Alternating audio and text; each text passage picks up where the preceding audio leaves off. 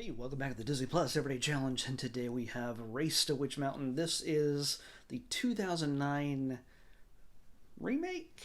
Is it a sequel? Maybe not. It's technically not a sequel. It certainly has a Witch Mountain in it, and this time instead of escaping to or returning from, they're racing to the mountain. 2009, it's an hour and 42 minutes long, and of course it stars Dwayne The Rock Johnson, Carla Gugino, and Anna Sophia Robb and Alexander Ludwig. These Alexander and Anna Sophia.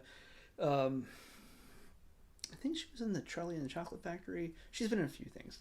Anyway, these kids. This is a story of two aliens who crash land just outside of Las Vegas, and they happen to look like teenage kids, very very blonde teenage kids, and of course they cross paths with a down on his luck cab driver in uh, Las Vegas. And yes, that's The Rock, that's Dwayne Johnson in an early role with hair. So yeah, this is where he's still sort of getting the feel for it. He's done a number of Disney things back in the day, very kid friendly stuff. He came from professional wrestling, of course, so he definitely knows how to do physical action and fighting and everything else. And they give him more than an opportunity to physically interact with a bad guy that can give him some trouble. Like, if you send FBI agents after him, or the Men in Black or whatever, they're not necessarily the type of guys who would battle, somebody that got the Rock size. In fact, in this, where this is 2009. It's like 13 years ago. He's nowhere near what we see him looking like in Fast and the Furious or Hobbs and Shaw and even Jungle Cruise. Okay, he's fairly just slimmed down. He's hasn't done, maybe he wasn't doing as much professional wrestling at this point. I don't know, but they were definitely working on him, building him up as a leading man, and also somebody that is can do kid friendly lead films. Disney cornered the market on that. So yeah, he can do funny, he can do action, he can do drama. He's still early. Maybe it's not his greatest work ever, but it's a fun movie. It's got more than enough action, certainly more than enough effects and crazy, loud, energetic scenes, more so than the originals from 1975 and 1978. In fact, I have not seen 1975, but I've seen clips, and yeah, it looks like a movie made in 1975. Not to say anything bad about it, because I haven't seen it yet, so I cannot give you a yay or nay on it. But we have watched, as part of this series, Race to Witch Mountain. No, sorry, Return to Witch Mountain. Return to? Return. Anyway, the one where they return, the second one, we've seen that one as part of this. I did it a little more than a year ago, like September 2021. So it's been a good 14 months since I saw that. And yeah, I didn't see them as a kid, at least not that I can recall. And you'd think this is, aliens and spaceships. So I love Star Wars and everything else. Why wouldn't I have watched this? I think it's the marketing, in the sense, it's the title. Like, I wasn't really interested in something about a witch mountain. Oh, there's gonna be witches in this? Okay. I mean, maybe it's scary, but I don't know. This is all about aliens, and yeah, it just, I don't know. It's deceptive in its title. It makes me think it's going to be more horror or witch based rather than alien based. And of course, you don't see. Well, okay, I won't say that. You get to see at least one alien in this. But yeah, it's but basically you see the kids. They have special powers, and they each have different abilities. And why are they on Earth? Why do they crash? And what are they here to do? Well, they hijack Jack Bruno, the cab driver, to drive them to their spaceship, or not to their spaceship, to a place where they can get information. and it's well outside of Las Vegas. In fact, I'm pretty sure they stopped filming in Las Vegas for a majority of this film. I'm thinking that even parts of Vegas were probably shot in Reno. I'm just saying. And the outdoor car chase scenes looked very Reno-ish to me. Just a guess. Or maybe things have changed. I've been to Las Vegas many times over the years, over the last 2 decades. And yeah, except for the stuff shot at Planet Hollywood, which is the main casino that was brand new at the time. Yeah, it was really new. It had been completed. Yeah,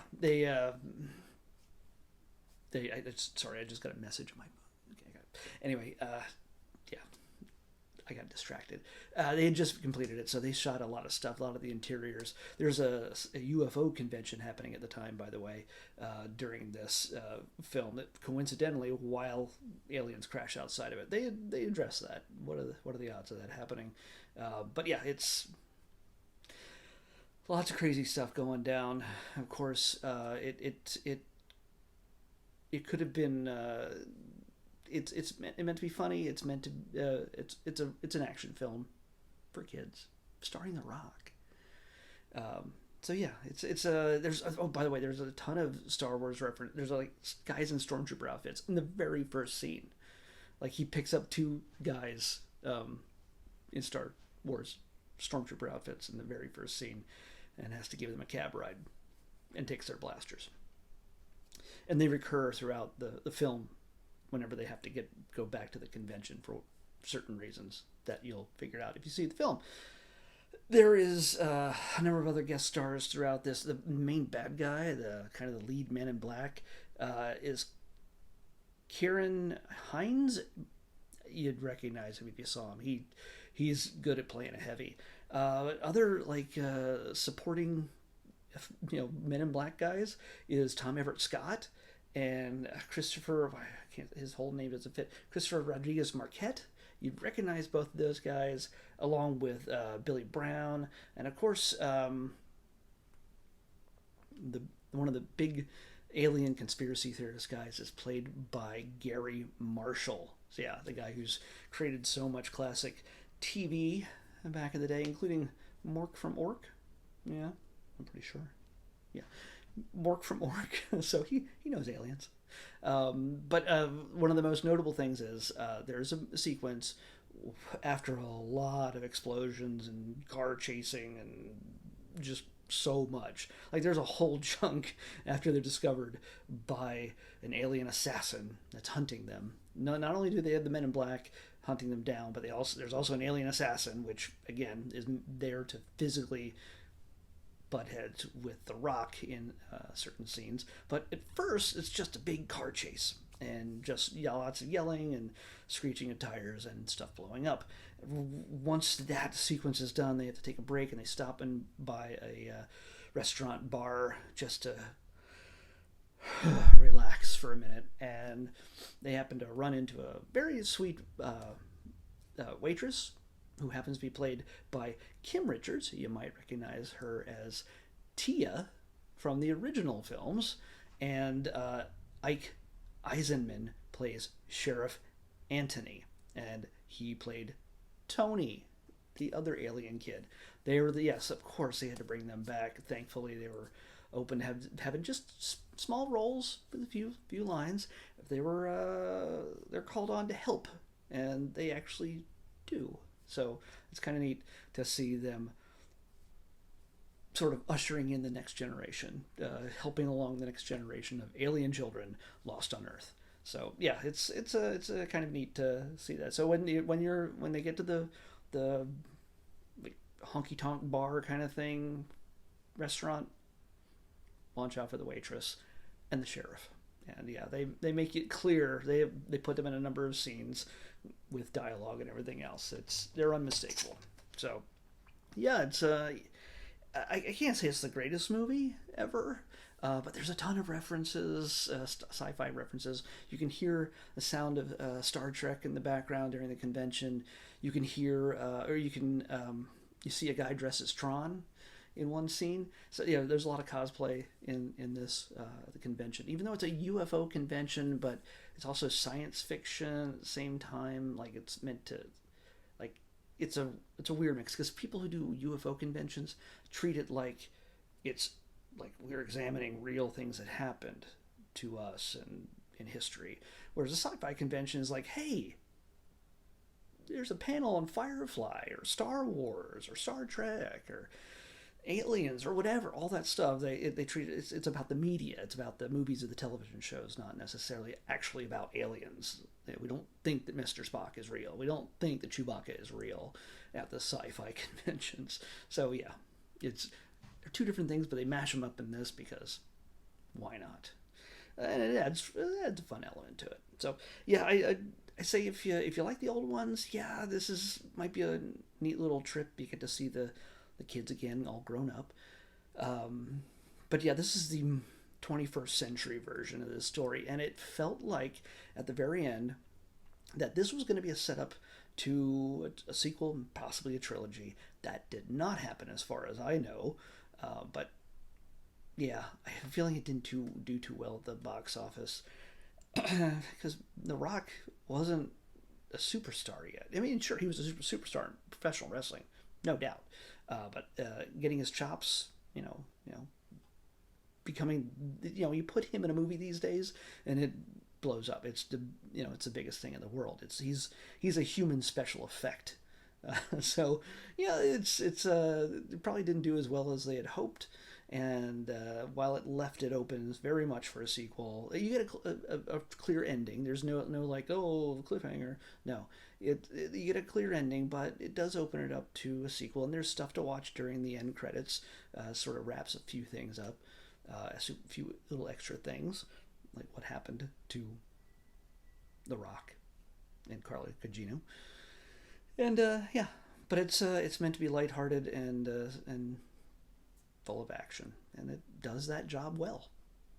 So, the dialogue is not great that they give, like when you hear like all this Men in Black guys yelling commands. I mean, I'm not sure what else you could really do with that, but it's a little stiff. But whatever. It is what it is. It's not meant to be high art cinema. It's just fun. So, yeah, check it out. If you don't see it, it's not gonna like, oh my gosh, I really missed out on something. No, it's not gonna be that. But if you like the old ones and if you like visiting something for the next generation, ooh, maybe it's Witch Mountain: The Next Generation. That's maybe what that is. They're gonna remake this again at some point. Just the name Witch Mountain is gonna still confuse people. I think they're gonna expect witches and mountains, and there is a mountain, but there's no witches. That's just me. Let's pick tomorrow's episode. 115. 115. Technically, tomorrow is the 3-year anniversary. It's not, but it is.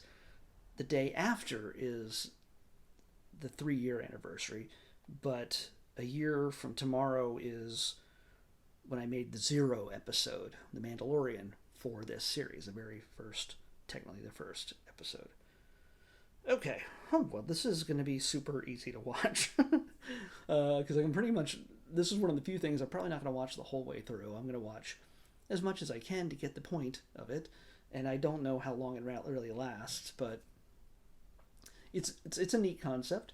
This is Dory's Reef Cam.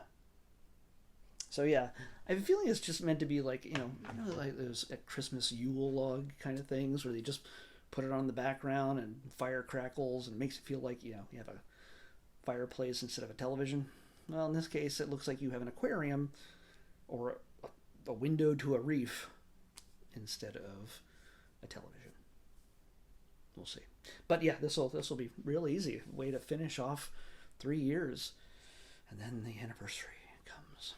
All right, let's watch Dory's Reef Cam tomorrow on the Disney Plus Everyday Challenge. I'll see you back here tomorrow with that.